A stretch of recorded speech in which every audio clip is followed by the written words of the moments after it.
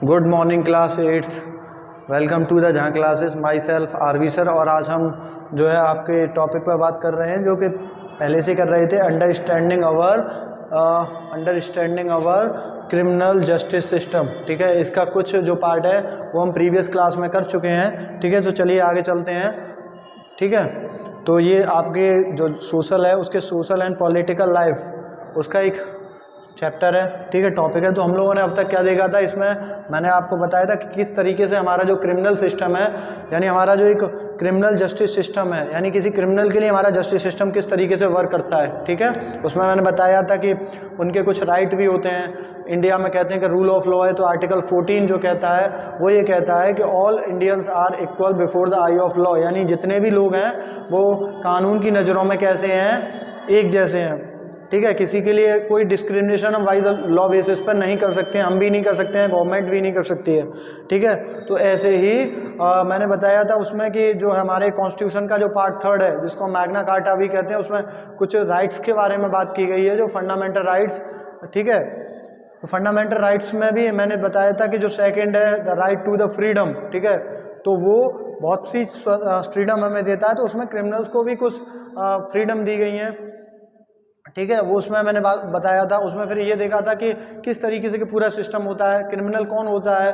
बताया था कि जो सोसाइटी के अगेंस्ट या किसी व्यक्ति के अगेंस्ट कोई कुछ गलत करता है, ठीक है, तो उसको हम क्राइम कह देते हैं। ठीक है, वो एक पूरा सोसाइटी के लिए होता है। और उसके अकॉर्डिंग क्या होता है कि पहले हम पुलिस, जो भी अगर किसी के साथ क्राइम हुआ है तो वो पहले नियरली पुलिस स्टेशन जाएगा।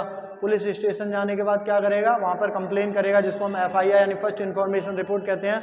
उसके बाद पुलिस क्या करेगी, उस FIR को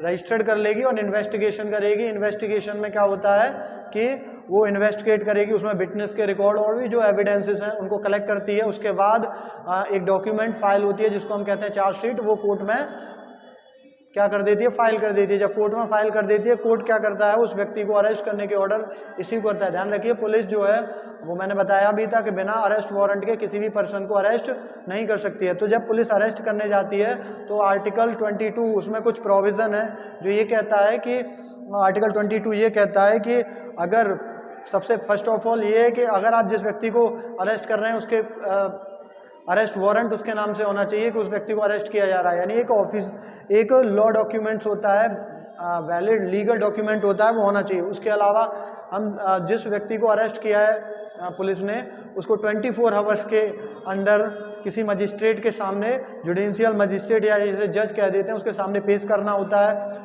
उसमें ये रखा जाता है कि जब तक वो पुलिस की कस्टडी में रहो, उसे कोई दिक्कत ना हो। ठीक है, वो सेफ रहे। उसके अलावा ये भी बताया गया था उसमें कि 15 ईयर या कोई जो वुमेन्स होती हैं उनको क्वेश्चनिंग करने के लिए पुलिस उन्हें पुलिस स्टेशन नहीं बुला सकती है। उसके अलावा एक और है कि शाम के 6 बजे के बाद किसी भी जो गर्ल्स होती हैं या वुमेन्स होती हैं उनको हम इन्वेस्टिगेशन या ना तो पुलिस अरेस्ट कर सकती है इवनिंग के 6 o'clock के बाद, ना ही उन्हें करती है। उसके बाद मैंने बताया था कि वो पूरा ट्रायल जब आ जाता है तो वहाँ पे पब्लिक प्रोसिक्यूटर का रोल बताया था कि वो उसे लगता है, या मान लीजिए कि या उसको सरकार किसी के लिए केस, गवर्नमेंट स्टेट जो है वो उसको केस लड़ने के लिए अपॉइंट कर सकता है। क्योंकि मैंने बताया था कि जो है उसमें ये आर्टिकल 22 ये भी कहता है कि उस व्यक्ति को अपने आप को डिफेंस करने के लिए एक लॉयर प्रोवाइड कराना होगा, या तो वो खुद करेगा नहीं तो फिर गवर्नमेंट प्रोवाइड कराएगी। तो ये बताया था। तो उसमें होता है वो पब्लिक प्रोसिक्यूटर ये देखता है कि क्या किया है। जैसे आपने मुंबई में टेरर अटैक हुआ था, उसमें देखा होगा जो टेररिस्ट था, तो उसमें बाद में क्या होता है कि जब कोई लॉयर नहीं लड़ पाता है तो फिर बाद में जो पब्लिक प्रोसिक्यूटर थे उन्होंने ही फिर क्या हुआ था चलते हैं। तो ये पब्लिक प्रोसिक्यूटर। उसके आगे हम चलते हैं, जो इम्पोर्टेंट रोल होता है जिसको हम कहते हैं जज। अब स्टार्ट करते हैं जज। देखिए, इस पूरे जस्टिस सिस्टम का सबसे मेन जो वो है वो ये आपका जज है। ठीक है, इसको एक तरह कह सकते हैं कि द एम्पायर। ये क्या है, अंपायर। जैसे आपने देखा होगा कि क्रिकेट मैच या कोई भी मैच होता है, कोई भी मैच वगैरह होता है, तो उसमें क्या होता है कि एक अंपायर होता है। और उस अंपायर का वर्क क्या होता है कि मान लीजिए वो ये देखता है कि जैसे क्रिकेट में हम देखें कि वाइड बॉल तो नहीं है। ठीक है, अगर वाइड बॉल है तो वो बता देगा, नो बॉल है तो वो बता देगा अंपायर। ठीक है। अगर विकेट जैसे किसी कोई प्लेयर जो है वो आउट हो गया है तो वो अंपायर ही क्या करता है, वो किसी तरीके से इंडिकेशन करता है, ठीक है। ठीक है, आप लोगों को पता होगा मोस्टली, ठीक है। तो बताइए किस तरीके से वो इंडिकेशन करता है जब किसी को आउट करना होता है या किसी ने 4 रन हुए हैं तो 4 रन का इंडिकेशन, तो ये इंडिकेशन करता है। तो हमारे जुडिशियल सिस्टम में क्या होता है कि जो जज होता है उसको क्या कहते हैं, जज को कहते हैं अंपायर, यानी एक अंपायर की तरह ये रोल प्ले करता है इस पूरे ट्रायल में। अंपायर क्या करता है, हमारे क्रिमिनल जस्टिस सिस्टम में जो होता है वो एक अंपायर की तरह होता है। Trial impartially and in open the court, in an open court, यानी जो ट्रायल होता है जब कोई मामला जैसे मान लीजिए कोर्ट में चला गया, पुलिस ने चार्जशीट फाइल कर दी, यानी जब वो कोर्ट में चला गया तो उसको क्या बोल देते हैं, ट्रायल। ट्रायल का मतलब होता है ओपन कोर्ट। कोर्ट में जब कोई चीज़ होती है तो उसको हम ट्रायल कह देते हैं, ठीक है। तो इसीलिए जज को एक इम्पॉर्टेंट रोल जो है इस सिस्टम में प्ले करता है, इसीलिए इसको क्या कहते हैं, हम अंपायर कह देते हैं। क्या कह देते हैं हम लोग, अंपायर कह देते हैं। द जज hear to all the witness and other evidence presented by the prosecution the defence. देखिए जज का काम क्या होता है, ये तो मैंने बता दिया कि करता क्या है ये, तो आप कह सकते हैं कि ये एक अंपायर की तरह होता है, ये भी बताया है। क्योंकि कोर्ट में इसका काम क्या होता है कि कोर्ट में मान लीजिए जब केस चल रहा होता है, मैंने बताया है, तो सबसे पहले विटनेस के स्टेटमेंट को सुनता है। ये क्या करेगा, स्टेटमेंट को हियरिंग करेगा, सुनेगा, यानी और अगर उसके सामने स्टेटमेंट को सुनता है ये, उसके अलावा क्या करता है, अदर एविडेंसेस, क्या करेगा, अदर जो एविडेंसेस होते हैं, अदर एविडेंसेस होते हैं उनको भी क्या करता है, उनको भी देखता है, ठीक है। तो इसीलिए इसको एक इम्पोर्टेंट जो है कह सकते हैं हमारे इस पूरे जस्टिस सिस्टम में। तो ये क्या करता है, तो उसके अलावा क्या करता है कि जो विटनेस या अदर एविडेंसेस ये किसके द्वारा रिप्रेजेंट किए जाते हैं, prosecution and the defence. Prosecution, अभी आता है कि प्रोसिक्यूशन यानी प्रोसिक्यूटर, ठीक है। आपने देखा होगा जब भी सुना होगा जब भी कोर्ट में वगैरह में कोई केस होता है तो एक तो होता है कि मान लीजिए किसी व्यक्ति के खिलाफ क्राइम हुआ है, ठीक है, तो उसकी तरफ से जो लॉयर लड़ रहा है उसको क्या कहते हैं, प्रोसिक्यूशन। और एक जो होता है जो व्यक्ति क्रिमिनल है वो उसको डिफेंस कर रहा है, जो उस व्यक्ति को क्रिमिनल को बचाता है उसको क्या बोल देते हैं, डिफेंस लॉयर। क्या कहते हैं उसे, डिफेंस लॉयर। क्या कहते हैं उसे, डिफेंस लॉयर। तो क्या होता है कि जो जज होता है वो जो पूरे विटनेस स्टेटमेंट या अदर एविडेंसेस होते हैं जो कि प्रोसिक्यूशन लॉयर और जो डिफेंस लॉयर होता है उनके द्वारा दिए जाते हैं, उनको देखता है, उनको समझता है। ऐसा नहीं है कि सिर्फ देख ही लेता है या उसने उनको समझने के बाद देखता है कि कैसा क्राइम किया है। उसके बाद क्या कहता है, द जज decided what the accused person is guilty और innocent in the basis of the, उसके बाद अपना डिसीजन देता है। इन चीज़ों को देखने के बाद देखिए जज का काम क्या होता है, आपने देखा होगा पुलिस ने जाके चार्जशीट फाइल कर दी, पुलिस का काम क्या है। देखिए एक और चीज़ बताते हैं, पुलिस जो है हमारे सिस्टम में पुलिस का काम क्या है, पुलिस का एक वर्क होता है, आप लोगों को सभी को पता होगा 8th में, तो कि पुलिस का काम वर्क क्या होता है, maintain the law and order and peace of the society, ठीक है। लॉ एंड ऑर्डर को मेंटेन करना, ठीक है, और पीस बनाए रखना, ये काम होता है। अगर कोई उसके अगेंस्ट काम कर रहा है, यानी ऐसा है कि लॉ और ऑर्डर, जो लॉ एंड ऑर्डर है उसमें कोई डिस्टर्बेंस कर रहा है या कुछ वो कर रहा है, तो पुलिस का काम सिर्फ उसे अरेस्ट करने का है, ठीक है, अरेस्ट करने का प्रोविज़न है। लेकिन हमारे सिस्टम के अकॉर्डिंग जो उसको पनिशमेंट, उसने क्राइम किया है यानी गिल्टी ऑफ क्राइम, उसने क्राइम किया है नहीं किया है, ये जुडिशियल सिस्टम का काम है, ठीक है। ये ध्यान रखिए इस चीज़ को। पुलिस सिर्फ क्या कर सकता है, पुलिस उस व्यक्ति को अरेस्ट करके जो है, जो सिस्टम है आपका, उसमें आ सकता है। देखिए क्योंकि वो इसका रीज़न ये है कि आपने चैप्टर में पढ़ा होगा कि हमारे जो कॉन्स्टिट्यूशन है वो 3 बेसिस पे चलता है। पहला है आपका एक्सिक्यूटिव सिस्टम। एक्सिक्यूटिव में आपके जितने भी पार्लियामेंट हैं, लेजिस्लेटिव असेंबली हैं, वो सब आते हैं और वो क्या करते हैं, लॉ को बनाते हैं। उसके बाद आता है हमारा एक्सिक्यूटिव सिस्टम। एक्सिक्यूटिव सिस्टम का काम क्या होता है कि जो भी लॉ बने हुए हैं, यानी लॉ मेकिंग बॉडी आपके लेजिस्लेचर ने बनाए हैं, उनको इम्प्लीमेंटेशन कराना, और थर्ड होता है जुडिशरी, वो ये देखता है कि कुछ अगर फंडामेंटल राइट की बात करें कि सिर्फ फंडामेंटल राइट में या किसी और टॉपिक में कि ये दोनों सही से काम कर रहे हैं कि नहीं कर रहे हैं, और खासकर एक्सिक्यूटिव। तो पुलिस जो होती है it is the subject of executive system. Police जो है वो एक्सिक्यूटिव सिस्टम का पार्ट है, तो इसीलिए पुलिस का काम क्या है, अगर कोई गलत कर रहा है तो तुरंत ही उसको जुडिशियल के पास ले जाना, बट पनिशमेंट देने का राइट पुलिस के पास नहीं है। यहाँ कुछ रेयर केसेस में होता है, ठीक है। तब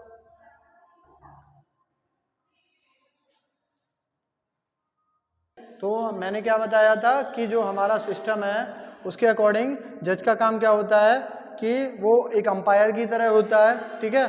तो हम एक्सिक्यूटिव सिस्टम पर बात कर रहे थे, तो ठीक है, तो वहाँ पर जज का एक अंपायर की तरह होता है क्योंकि ट्रायल जो होता है वो उसी के सामने चलता है, ठीक है। उसके बाद ये जज क्या करता है कि जो प्रोसिक्यूशन लॉयर है या जो डिफेंस लॉयर है उनके द्वारा जो एविडेंसेस रखे जाते हैं, विटनेस के स्टेटमेंट है या अदर एविडेंसेस है, उनको देखता है। देखने के बाद क्या करता है, डिसाइड करता है। अब देखिए सबसे इंपॉर्टेंट रोल क्या है इसका, रोल क्या है एक पूरे सिस्टम में। तो ये करने के बाद क्या करेगा, ये जज क्या करेगा, डिसाइड करेगा, यानी ये सब इनको देखने के बाद क्या करेगा, डिसाइड करेगा। क्या करता है, डिसाइड करेगा। और डिसाइड क्या करता है वो मैं बता रहा हूँ, क्या करता है डिसाइड। जज जो हमारा जो है जज डिसाइड करेगा आपका, क्या करता है जज आपका डिसाइड करता है, द जज decided the accused person is guilty और इनोसेंट। यानी ये डिसाइड करेगा, क्या डिसाइड करेगा कि जो पर्सन है वो एक्यूज्ड है या फिर वो गिल्टी वाला, यानी उसने क्राइम किया है। देखिए यहाँ पर दो वर्ड यूज हो रहे हैं, guilty, person is the guilty, जज डिसाइडेड, डिसाइडेड क्या करता है, डिसाइड क्या करेगा, डिसाइड्स करेगा, क्या करेगा, डिसाइड्स, डिसाइड करेगा कि जो एक्यूज्ड, एक्यूज्ड क्या बोलते हैं उसको, एक्यूज्ड, जो व्यक्ति एक्यूज्ड है, एक्यूज्ड का मतलब होता है एक्यूज्ड पर्सन, एक्यूज्ड पर्सन यानी जिसको पुलिस ने माना है कि इसने क्राइम किया है, ठीक है, उसी पर्सन को क्या बोल देते हैं, एक्यूज्ड पर्सन। ये एक्यूज्ड पर्सन गिल्टी, गिल्टी का मतलब होता है, और दूसरा होता है इनोसेंट, इनोसेंट यानी वो गिल्टी में है या इनोसेंट है, ठीक है, गिल्टी है या इनोसेंट है। गिल्टी का मतलब होता है अगर क्राइम किया हुआ है तो इसका मतलब उसने गलत किया है, ठीक है, तो उसको गिल्टी बोल देते हैं। और अगर बाई चांस ये मान लीजिए कि जज को पता चलता है कि नहीं इसने कोई क्राइम नहीं किया है, हो जाता है बहुत बार, तो उसको फिर क्या कह देता है, इनोसेंट। आपने बुक में भी सुना होगा या फिर मूवी वगैरह में देखा होगा कि जैसे कोई फ्री हो जाता है, कोर्ट जब पूरे एविडेंस पूरा ट्रायल चलता है तो उसके बाद जज साहब क्या कह देते हैं कि अगर मान लीजिए कोई व्यक्ति है जिसको उसको लगा है कि इसके साथ वैसे ही केस बनवाया गया है, ये व्यक्ति इनोसेंट है, तो जज साहब बाद में क्या कहेंगे कि इनने कोई क्राइम नहीं किया है, इसीलिए इन्हें रिहा किया जाता है, ठीक है। और एक और वर्ड कह देते हैं बाइज्जत, ठीक है, यानी पूरी रिस्पेक्ट है, due to the respect, word use करते हैं ड्यू रिस्पेक्ट, जितनी भी रिस्पेक्ट है, ठीक है। वो क्यों बोलते हैं क्योंकि पता है इसकी वजह से उनकी रिस्पेक्ट की थोड़ा सा वो हुआ है, ठीक है। तो मैंने बताया क्या बताएगा जज, गिल्टी करेगा, गिल्टी या इनोसेंट इस चीज़ को डिसाइड कर देता है और बता देता है कि उसने क्राइम किया है। अगर क्राइम किया है तो उसको गिल्टी वाला, गिल्टी पर्सन मान लेगा, और नहीं तो वो मानेगा।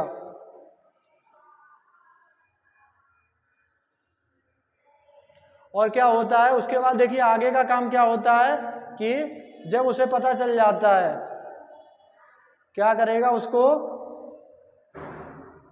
देखिए उसके बाद क्या करेगा, यहां तक हमने मान लिया।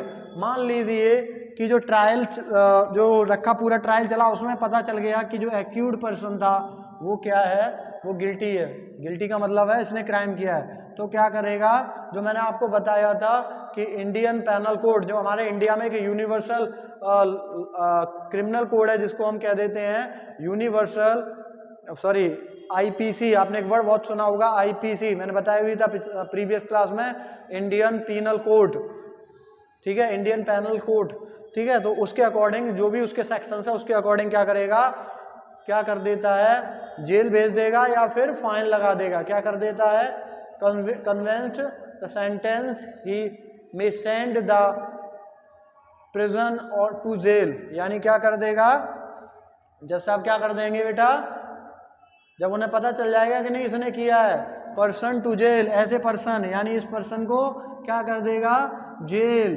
सेंड टू जेल, क्या भेज देगा, जेल भेज देगा, यानी उसको पनिशमेंट का अपना डिसीजन सुनाएगा।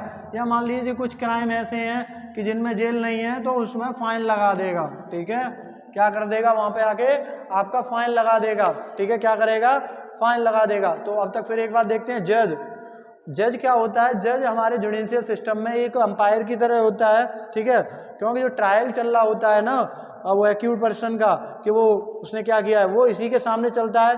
ये जज करता क्या है कि जो प्रोसिक्यूशन है या डिफेंस लॉयर है उनके द्वारा जो विटनेस के स्टेटमेंट की हियरिंग करता है, उनके एविडेंसेस को देखता है और उसके बेसिस पर क्या करता है, डिसाइड करता है कि जो एक्यूट पर्सन है वो गिल्टी वाला है, इनोसेंट है। सपोज दैट कि उसने क्राइम किया है तो क्या करेगा, जो मैंने बताया था आईपीसी के जो सेक्शंस है उसके according send to the jail, उन्हें जेल भेज देगा या फिर उस पर फाइन भी लगा सकता है। तो ये पूरा का पूरा काम होता है जज का, ठीक है, इसीलिए उसे क्या कहते हैं, एन अंपायर। जैसे क्रिकेट मैच में देखा है, जो भी डिसीजन, जैसे आपने देखा होगा कि आउट हो गया कोई प्लेयर, तो जब तक अंपायर नहीं कहेगा कि ये प्लेयर आउट नहीं है तब तक वो प्लेयर आउट नहीं है, ठीक है, या जब तक उसने कहा कि ये 4 रन नहीं है तो 4 रन नहीं माने जाएंगे तब तक। तो उसी तरीके से सब लोग कहते हैं, लेकिन अगर जब तक जज साहब ये कहते हैं कि ये पर्सन जो है एक्यूज्ड पर्सन जो है वो इनोसेंट है, तो वो इनोसेंट ही है फिर,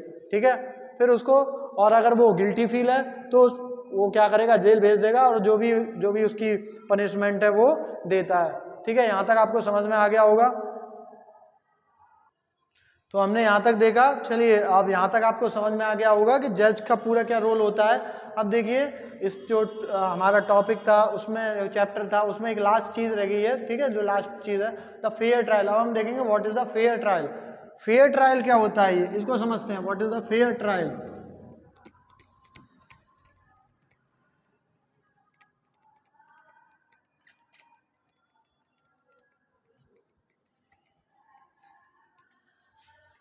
क्या हो गया, fair trial, fair trial.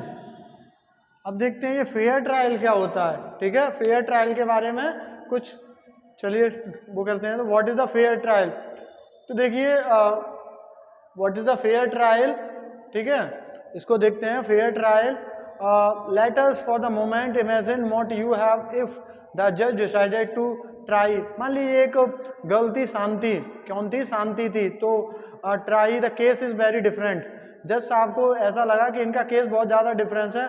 What if the court did not have the copy of the charge sheet and statement of witness to the शांति।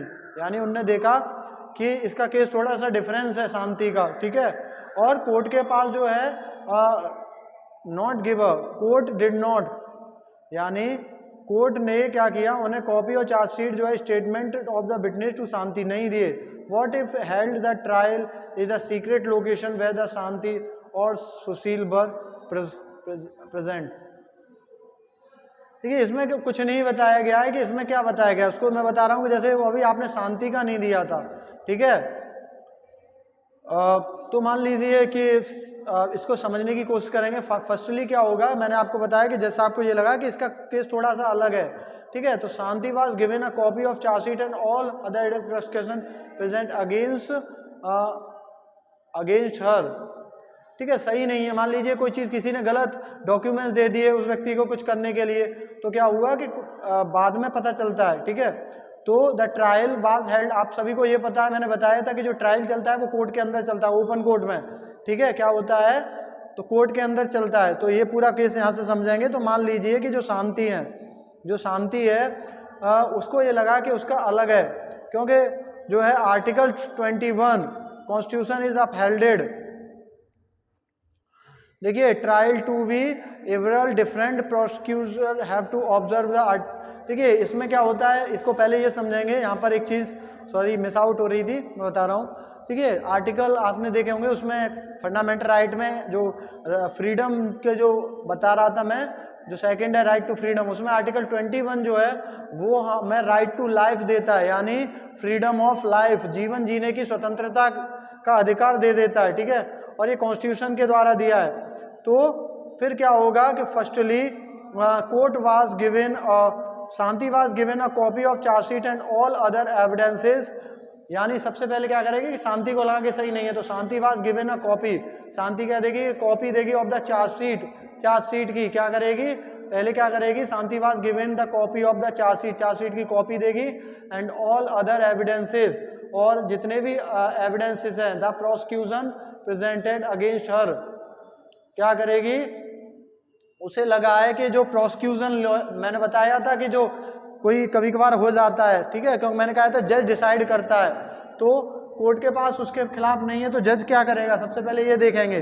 तो आर्टिकल 21 में क्या होगा कि शांति क्या करेगी, जो मैंने देखा था शांति, या देखेंगे जो भी है, शांति वॉज गिवन, क्या करेगी, Shanti was given a copy of chargesheet, क्या करेगी, Shanti was given, was a given, क्या करेगी वो, कॉपी ऑफ चार्जशीट, एक चार्जशीट की कॉपी देगी,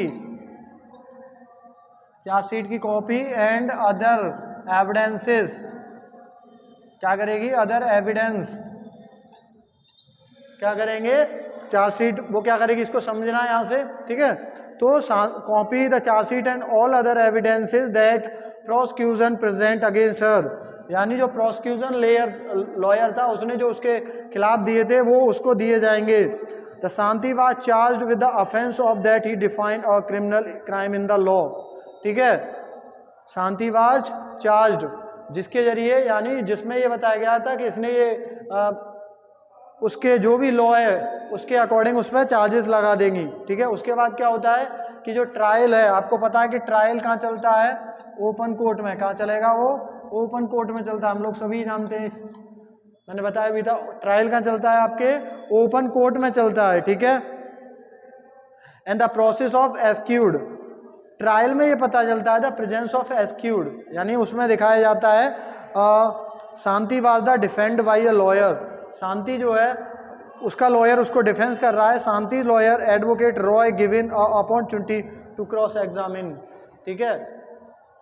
यानी मान लीजिए कि शांति के खिलाफ कुछ गलत हुआ है, प्रोसिक्यूशन ने गलत एविडेंसेस दे दिए, कहने का मतलब ये है, तो सबसे पहले आर्टिकल 21 जो है वो गारंटी करता है राइट टू लाइफ, तो सबसे पहले उसके पास प्रोसिक्यूशन ने जो भी चीज़ें हैं वो उसको दिखाई जाएंगी कि ये लगाए हैं, उसके बाद शांति जो है वो देखेगी, उसके बाद क्या करेगी कि जो शांति का लॉयर है, मैंने बताया था डिफेंस लॉयर होता है, वो डिफेंस लॉयर क्या करेगा, उसको क्रॉस एग्जामिन करने के बारे में सोचेगा। All the prosecution of witness, यानी वो जितने भी चीज़ें आई थी उनको दोबारा से देखा जाएगा कि ये सही है कि गलत है, ठीक है। इसमें क्या होगा, जो है फेयर ट्रायल में क्या होगा, क्रॉस एग्जामिन का मतलब क्या होता है, क्या होता है इसका मतलब, क्रॉस एग्जामिन,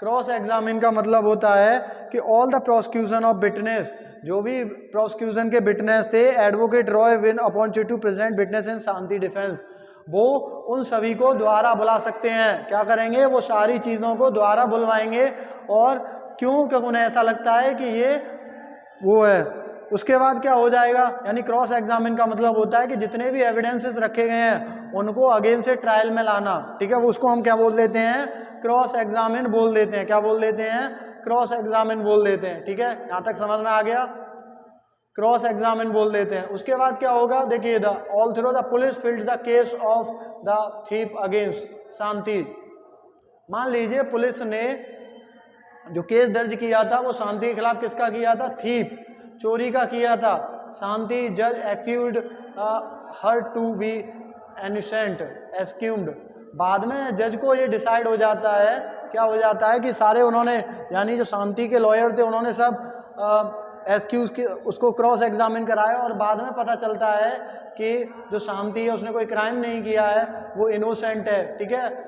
इनोसेंट का मतलब है कि उसने क्राइम नहीं किया है, मैंने बताया था, it was the responsibility to the prosecution to prove beyond reasonable doubt of the Shanti was the guilty, ठीक है। तो फिर कोई चीज़, फिर क्या करेगा कोर्ट, उस जो प्रोसिक्यूशन लॉयर था उसको पूछेगा कि इसने क्राइम कैसे किया है, in this case the prosecution failed do so, और ऐसा जब वो पूछता है तो उसी समय क्या हो जाएगा कि वो प्रोसिक्यूशन फेल हो जाएगा कि ये गलत कर रहा है। And the significance that the जज decided to matter only on the basis of evidence, क्यों, क्यों ऐसा हो जाएगा? तो मैंने पहले ही बताया था, ध्यान रखिए कि हमारा जो कोर्ट है वो एविडेंसेस को मानता है। दुनिया में जितने भी अभी का जो जुडिशियल सिस्टम है वो किसको मानता है? आपके किस चीज़ को मानता है?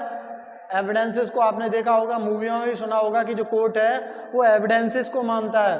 तो एविडेंसेस के बेसिस पे क्या करेगा कोर्ट? वो करता है। And that did not jump to the conclusion that the Shanti was the thief just because she was the poor maid servant. यानी केस क्या था? रियल में केस ये था कि जो ये शांति थी वो एक मेड सर्वेंट थी। कौन थी ये? मेड सर्वेंट थी। तो क्या हुआ कि मान लीजिए इसकी जो हाउस ओनर है उन्होंने इस पर थेफ्ट कि इसने चोरी किया वो केस लगा दिया, वो केस चलता है।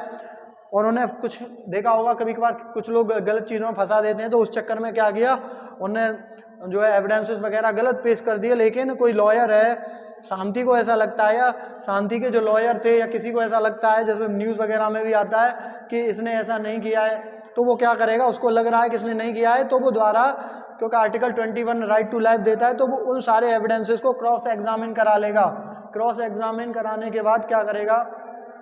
वो जब क्रॉस एग्जामिन कर देगा और क्रॉस एग्जामिन में पता चला कि शांति जो थी उसे वो गिल्टी नहीं है, यानी उसने क्राइम नहीं किया है, वो कैसी है? इनोसेंट है। इनोसेंट है तो क्या करेगा? फिर वो क्वेश्चन करेगा किससे? प्रोसिक्यूशन लॉयर से कि आपने ऐसा किया।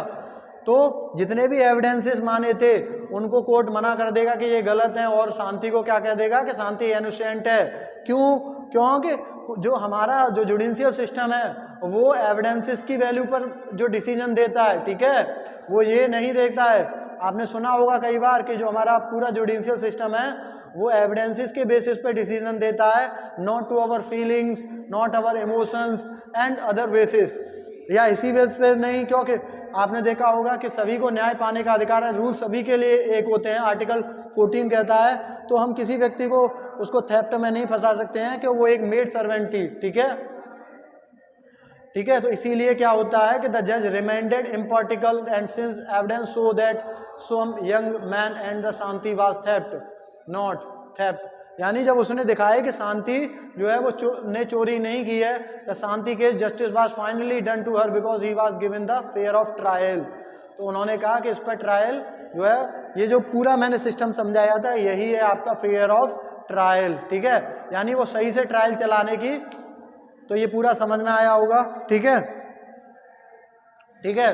और उसके अलावा थोड़ा और देख लेते हैं, the constitution and the law of the state the all of the persons. मैंने पहले ही बता दिया था कि कॉन्स्टिट्यूशन ने पहले ही कहा है कि जो लॉ होते हैं वो स्टेट के लिए भी बराबर होते हैं और सभी पर्सन्स के लिए भी बराबर होते हैं। That we discuss in the chapter या that topic should carry out there the roles in the proper manner, कि कौन कौन से रोल, यानी ये कुछ रोल होते हैं, आपने देखा होगा जो कोर्ट में होते हैं, तो ये कुछ ऐसा ही सेम चलता है, ठीक है। What is means they all need to work to ensure that every citizen irrespective of their class, यानी मैंने पहले ही बताया था कि आर्टिकल 14 ऑल कहता है कि सभी लोग बराबर हैं। उसके बाद एक और सेक्शन उसमें आता है जो फर्स्ट फंडामेंटल राइट है, आर्टिकल 15, जो क्या करता है? बैन कर देता है डिस्क्रिमिनेशन, किसी भी तरीके की डिस्क्रिमिनेशन की मनाही करता है फॉर, वो किसी भी जेंडर का है, वो किसी भी क्लास से बिलोंग करता है, किसी भी ideological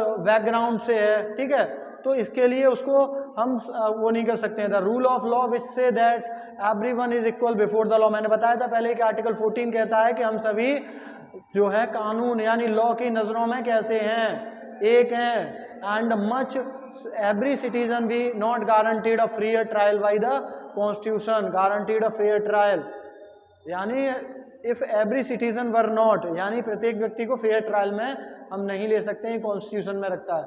all the process retain, ठीक है, तो ये होता है। तो आपको समझ में आया होगा कि इस तरीके से, जैसा मैंने आपको एक्सप्लेन किया था, इस तरीके से हमारा जो पूरा जुडिशियल सिस्टम है, क्रिमिनल जस्टिस सिस्टम है, वो इस तरीके से वर्क करता है, ठीक है। अब देखिए आपको यहाँ से देखने को मिलेगा कि हमारा जो कॉन्स्टिट्यूशन उसको इतना बेस्ट कहा जाता है क्योंकि क्रिमिनल्स के लिए भी उसमें राइट हुए हैं। हमारा जुडिशियल सिस्टम इतना एडवांस है कि वो उन लोगों को भी पूरा अपना बचने का तरीका यानी पूरा मौका देता है, ठीक है। आई होप आप लोगों को ये जो चैप्टर है वो समझ में आया हो, ठीक है।